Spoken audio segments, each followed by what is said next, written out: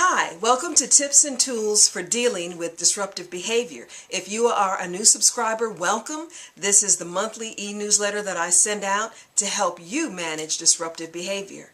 If you are a continuing subscriber, hey, how you doing? I'm glad that you continue to watch these tips and tools. I hope they are helpful to you.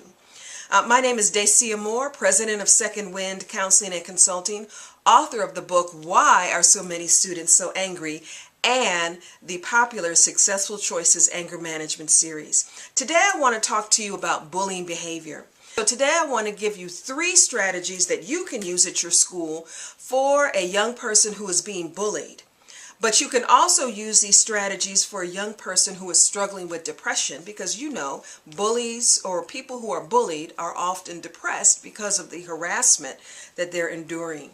So the strategies that I want to share with you today are foundational, and they can work with any child who is struggling with depression and with low self-esteem. So I hope that you enjoy the strategies. Also, I have a free tool that I want to give to you at the, and it's going to be on my website, secondwindcc.com. Go to the resource or research page, research page, and you'll see the PDF document, the depression meter, which I'm going to share with you today. But you can download it from my website, and I hope that it's helpful to you. Think that, I'm just stupid, nobody likes me, I don't have any friends, and they have that black and white, all or nothing thinking. And that's what you have to try to help them understand, that it's not that nobody likes you, and it's not that you don't have any friends. What the bully or what the target is doing is paying a lot more attention to the negative, pessimistic talk from the bully. Okay, they're believing what the bully is saying instead of believing what is actually true about themselves. So the circle strategy is a way to get the target to think about themselves differently and to recognize the strengths that they have that can be really helpful. So here's how it works. All right, you get a piece of paper. It can be a piece of legal paper. It can be, you can do this on your whiteboard, you can do this on a chalkboard, you can do this in their journal. I usually have most of my clients keep a journal, not necessarily of how they're feeling, although that's good, but a journal to talk about and identify their negative self-talk. I specialize in rational emotive behavior therapy, REBT, and so what I am really good at with all the training that I've had, on myself too, is that identifying the self-talk and then deciding if it's true. I'll share some strategies about REBT with you another time, but let's talk about the circle. So this is how you do the circle. You just draw a circle on a sheet of paper, all right? And then you ask the young person to tell me about all the things that you think are wrong with you, all of the things that you think are a weakness, and everything that they say, because that'll be easy for them. I don't like how I look. I don't like my hair. And every negative thing, you use a negative or minus sign to represent what they've said. Okay, so, nobody likes me. I don't have any friends. I'm not very friendly. I'm not very pretty. That's a big thing with young people. And so, just have them list all the negative things. Don't help them with this, because they will come up with enough strategies by themselves, right? But they may need help with this one. Okay, so you have the negative equals things that they don't like about themselves, don't like. Okay, so now we want to put positive. What do you like? About yourself? All right. Now they may need some help with this because they are not looking or paying attention to their positive characteristics. Let's say you're smart, okay, as evidenced by your grades.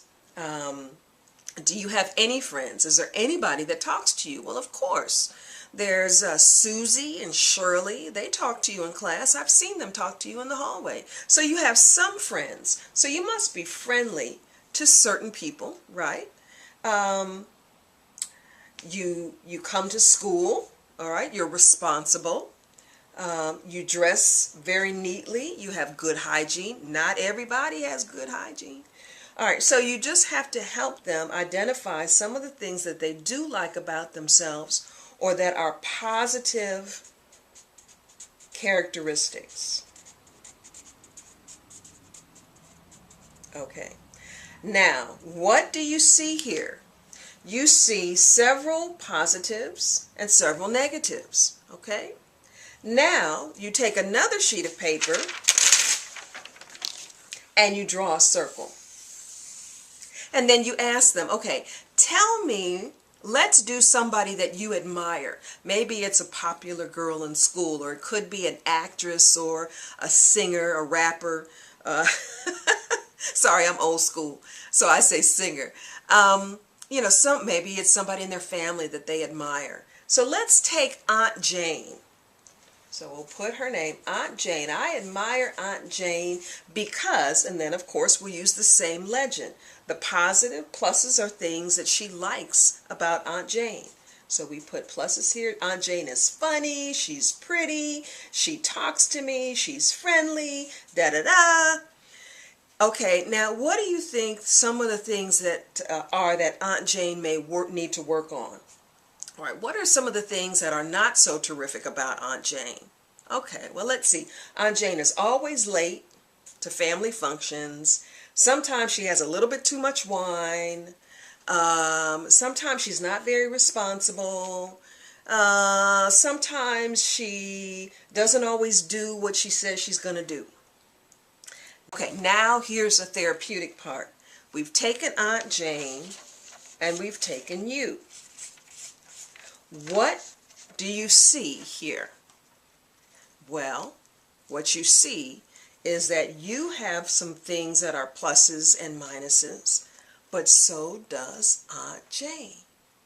You see, what you're trying to get across to the young person is all of us have things that we need to work on, and all of us have things that are positive. Nobody is all bad or all good. You see, with a target, with a person who has been bullied, they can feel like they are the scum of the earth. Nobody likes me. I am unlovable. I am unlikable. And they can believe that their circle looks like this, where there's absolutely nothing positive. Okay? But we know that is not true. This is what's true. But you know what? That's what's true with all of us. So helping your target regularly